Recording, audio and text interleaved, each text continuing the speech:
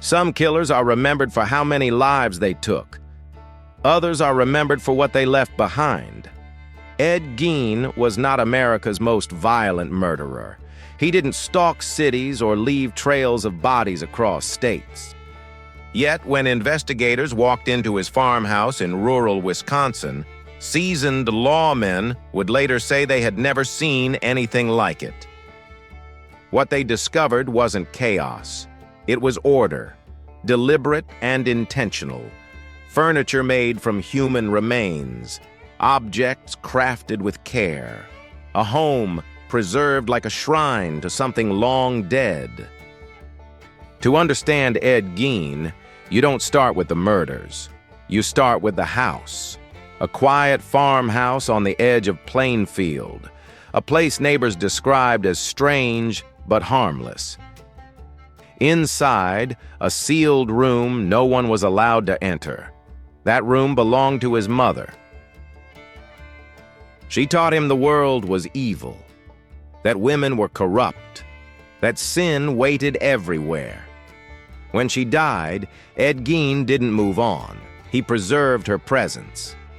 When that wasn't enough, he began searching elsewhere. Years later, when police finally stepped inside the farmhouse, they weren't just uncovering evidence of a crime. They were stepping into the aftermath of a mind that had quietly unraveled for decades.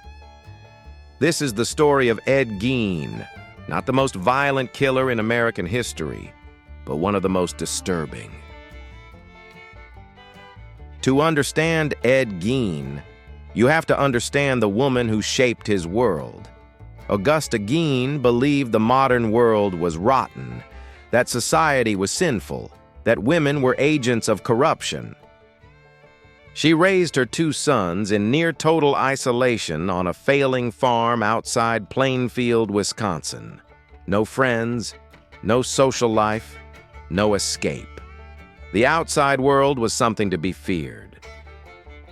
Augusta's beliefs weren't quietly held. They were enforced.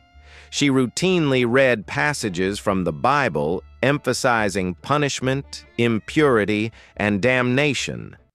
Love was conditional. Obedience was absolute.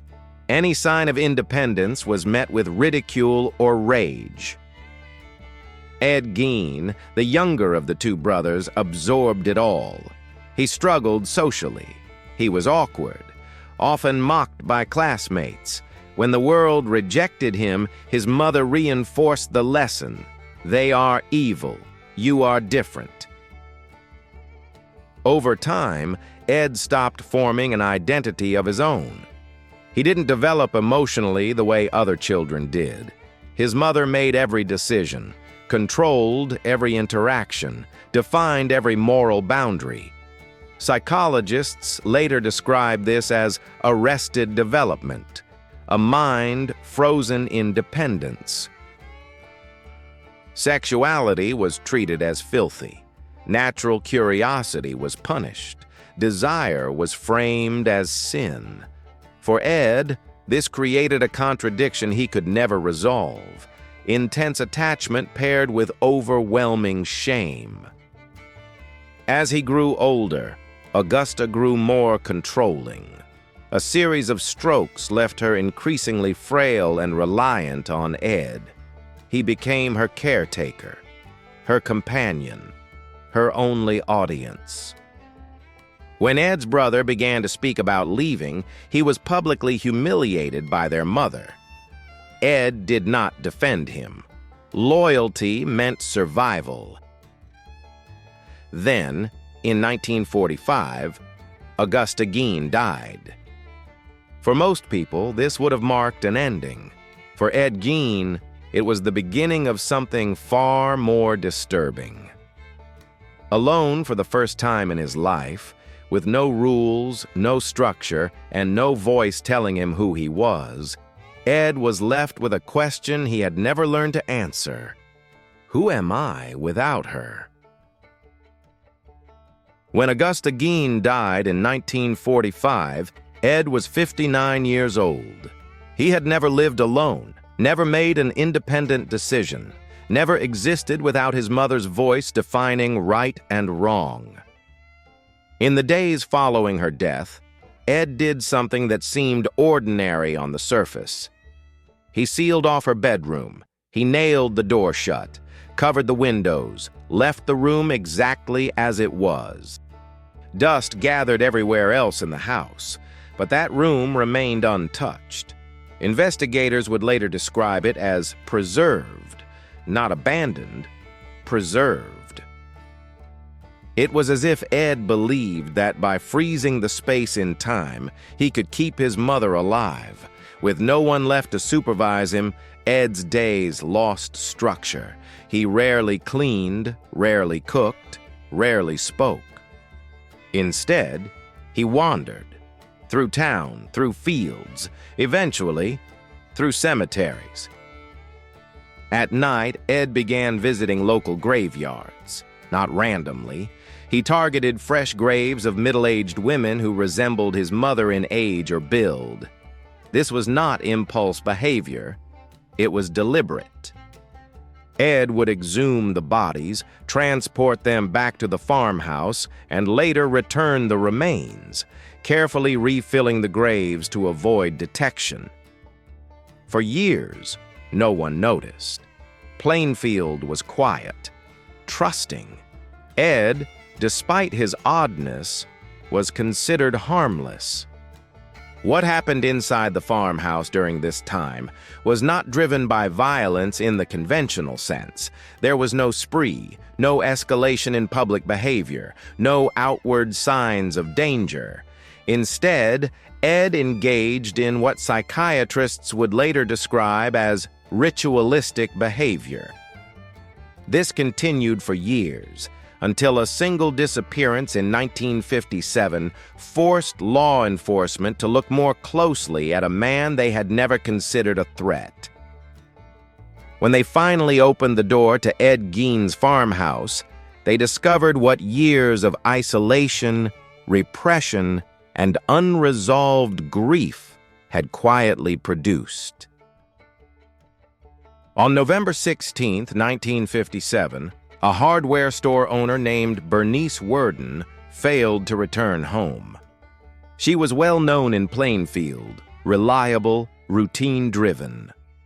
When her son arrived at the store that evening, the cash register was open, the lights were on, but his mother was gone. A sales receipt from earlier that day listed a single item, antifreeze. Beside it, a name, Ed Gein. By nightfall, law enforcement headed for the farmhouse. What they expected was routine questioning. What they encountered instead would become one of the most infamous moments in American criminal history. The farmhouse was secured. What followed was not chaos, but silence. Investigators moved room by room. Objects had been arranged, preserved, maintained.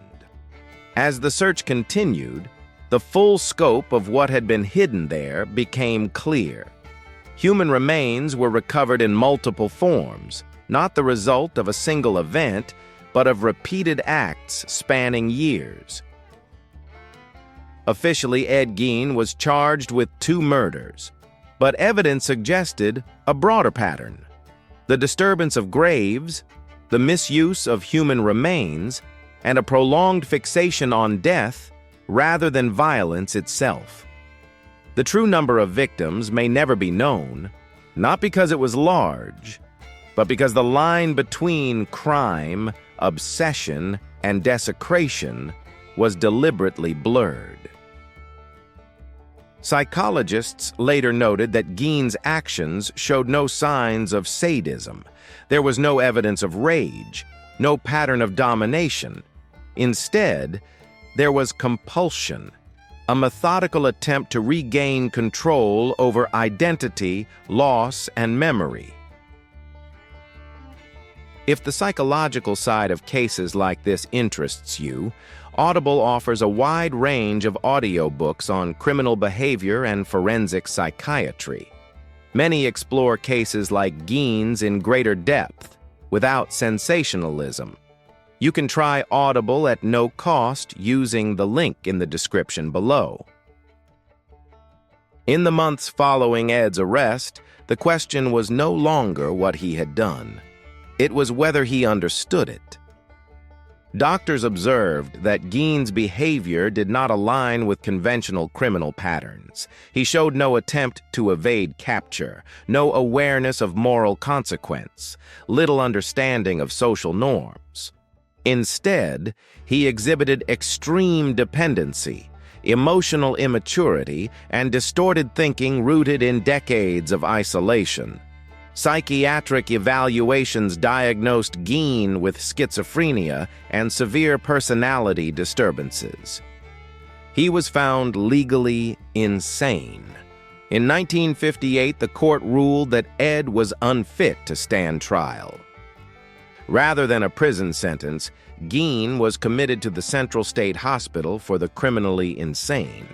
For the first time in his life, his days were structured by others, not by fear, but by routine. Doctors noted that within the institution, Gein was compliant. He followed instructions, participated in basic tasks, showed little aggression. The danger he once posed did not stem from violence in the traditional sense, but from psychological collapse. Over time, Gein was deemed competent to stand trial. In 1968, he was formally found guilty of murder. He was returned to psychiatric confinement, where he would remain for the rest of his life. Ed Gein died in 1984. He was 77 years old, but his influence did not end there. The details of Gein's case quickly entered the public imagination, not as faithful retelling, but as inspiration. In 1960, Alfred Hitchcock released Psycho. The character of Norman Bates, a quiet caretaker deeply bound to his mother, drew heavily from Gein's psychological profile. In the 1970s, the Texas Chainsaw Massacre introduced a new kind of horror, not a supernatural monster, but a human one. Isolated, domestic, disturbingly ordinary. Later, The Silence of the Lambs borrowed elements of Gein's identity fragmentation, blending them into the character of Buffalo Bill. In recent years, Ed Gein's story has resurfaced once again, this time through a Netflix dramatization inspired by his life and crimes. Like earlier portrayals, it reintroduces his name to a new generation, blending fact with fiction to explore the psychological unease surrounding his case. None of these portrayals were accurate, but all of them reflected something real: the fear of what happens when identity collapses in isolation. Several forensic psychologists and FBI profilers have written extensively about cases like this, including how isolation and identity collapse can distort behavior over time. Many of those works are available as audiobooks on Audible. Audible often offers a free 30-day trial, which I've linked in the description for those who want to explore further. What makes Ed Gein's story endure is not the number of lives lost. It's the reminder that horror does not always announce itself. Sometimes it grows quietly, in isolation, in dependency, in grief that never finds resolution. Gein did not see himself as a monster. He saw himself as a son, a caretaker, someone trying, in the only way he knew how, to restore what had been taken from him. His story forces an uncomfortable question. How many safeguards failed before law enforcement ever stepped inside that farmhouse? And how many warning signs are still misunderstood today? Long after the farmhouse was emptied and the headlines faded, one question remains. Not how many lives Ed Gein took, Not what was found inside his home, but how someone could live so close to others and yet be so completely alone. How many people around us are struggling quietly without the language, support, or structure to be seen before something breaks? If you'd like to explore the psychology behind cases like this further, I've included a link to Audible in the description below. And if these stories matter to you, consider liking and subscribing for more.